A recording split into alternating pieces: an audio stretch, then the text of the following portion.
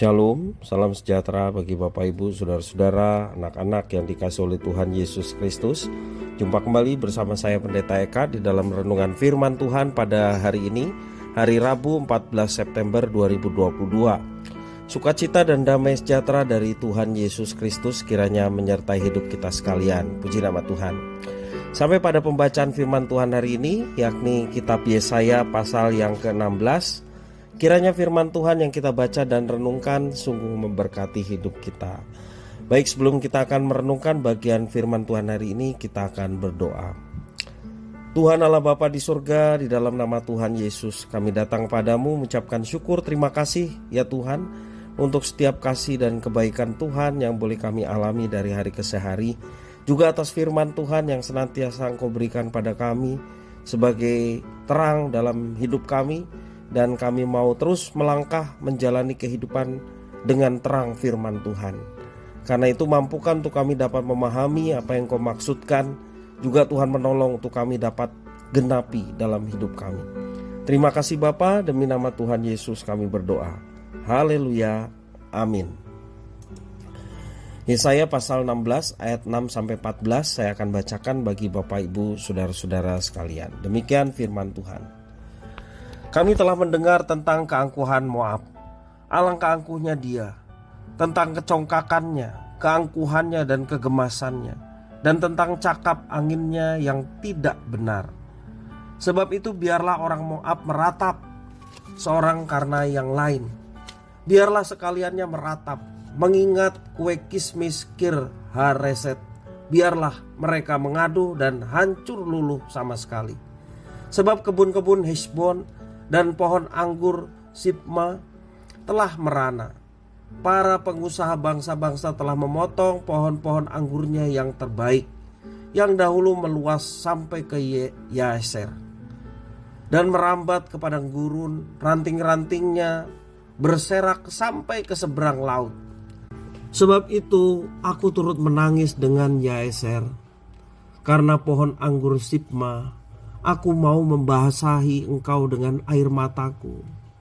Hei Heshbon dan Eleale, sebab pada musim kemarau tepat waktu panen musuhmu menyerbu dengan pakik pertempuran.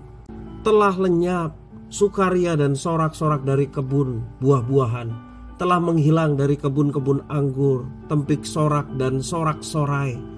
Tiada pengirik anggur di tempat pemerasan. Pakik mereka sudah berhenti. Oleh karena itu seperti kecapi mendengking, begitulah hatiku menjerit melihat keadaan Moab, dan batinku tergerak melihat keadaan Kir Heres. Maka sekalipun Moab pergi beribadah dan bersusah payah di atas bukit pengorbanan dan masuk ke tempat kudusnya, aku berdoa, ia tidak akan mencapai apa-apa. Itulah firman yang diucapkan Tuhan tentang Moab pada waktu yang lalu. Maka sekarang Tuhan berfirman, dalam 3 tahun menurut masa kerja prajurit upahan, maka kemuliaan Moab serta dengan keramaiannya yang besar akan menjadi kehinaan, dan orang yang tertinggal akan sangat sedikit dan tiada berkuasa. Bapak Ibu Saudara-saudara yang dikasihi oleh Tuhan, bagaimana kita membaca kisah Moab yang ditulis oleh Nabi Yesaya, untuk kita juga belajar bagaimana menundukkan hati di hadapan Tuhan. Ketika seseorang mengalami masalah yang tidak terpecahkan dan terdesak oleh tenggang waktu yang ada, maka tidak ada pilihan lain selain meminta bantuan dari orang lain. Namun ada banyak orang akan mengalami kesulitan untuk meminta bantuan orang lain jika masalah itu berhubungan dengan harga dirinya.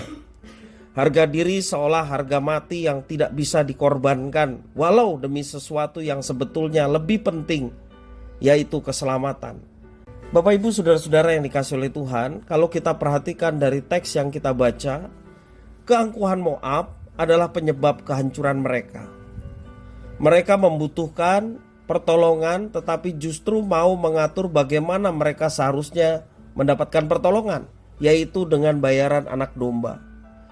Padahal seharusnya mereka takluk lebih dahulu kepada Allah Tak heran bila keangkuhan ini menjadi penyebab kebinasaan dan kehancuran mereka. Umur Moab telah ditentukan dan kehancurannya hanya tinggal menunggu waktu. Sekalipun Moab bersusah payah beribadah dan berdoa, tidak ada menghasilkan apa-apa. Namun bukan berarti Tuhan Allah menyukai kehancuran mereka. Tuhan bersedih akan keadaan Moab yang merana akibat keangkuhan dan kesombongannya. Bapak Ibu, saudara-saudara yang dikasihi oleh Tuhan, kita seringkali tidak menyadari betapa besar kuasa Tuhan dapat menolong kita. Walaupun kita percaya kepada Tuhan Yesus, tetapi kita ingin menyelesaikan masalah kita sendiri. Kalaupun kita datang kepada Tuhan, maka seringkali bukan untuk mencari kehendak-Nya, tetapi justru ingin memberitahu dan meminta kuasa-Nya untuk melakukan apa yang kita kehendaki, bukan yang Tuhan kehendaki. Kita mengangkat tangan dan menengadah kepala kita, tetapi tidak menundukkan hati kita kepada Tuhan. Bapak Ibu Saudara, Tuhan mengingatkan kita untuk mencari pertolongan-Nya dengan penuh kerendahan hati. Jangan kita mengatur Tuhan. Ketika tangan kita angkat dan kita menengadah kepada Tuhan, betul-betul didukung oleh hati yang merendah di hadapan Tuhan dan meminta pertolongan kepadanya. Kerendahan hati sering menjadi pintu masuk datangnya pertolongan dari Tuhan. Kiranya firman Tuhan memberkati kita sekalian. Mari kita berdoa. Tuhan Allah Bapa di surga, di dalam nama Tuhan Yesus, kami bersyukur atas firman Tuhan. Mengajarkan kami untuk merendahkan diri di hadapan Tuhan, yang sesungguhnya kami bukanlah siapa-siapa. Kami hanya ciptaan, terlebih kami ciptaan berdosa. Dan kami bersyukur keberdosaan kami telah Engkau tebus melalui Kristus yang mati menggantikan kami orang berdosa, sehingga kami boleh mengalami penebusan. Sesungguhnya kami bukanlah siapa-siapa, tetapi Tuhan memberkati kami dengan berkat yang luar biasa. Karena itu kami mau belajar merendahkan diri di hadapan Tuhan. Kami mau menjauhkan diri dari sifat sombong, angkuh, demikian juga mengatur Tuhan. Tetapi kami mau belajar mengikuti apa yang Tuhan kehendaki dalam hidup kami. Terima kasih ya Tuhan, biarlah firman Tuhan menolong kami untuk menjadi pribadi-pribadi yang merendahkan diri di hadapan Tuhan dan berserah untuk menyatakan kehendak Tuhan dalam kehidupan kami setiap hari. Terima kasih Bapa, inilah diri kami. Semuanya kami serahkan ke dalam tangan kuasa-Mu. Demi nama Tuhan Yesus kami berdoa. Haleluya. Amin.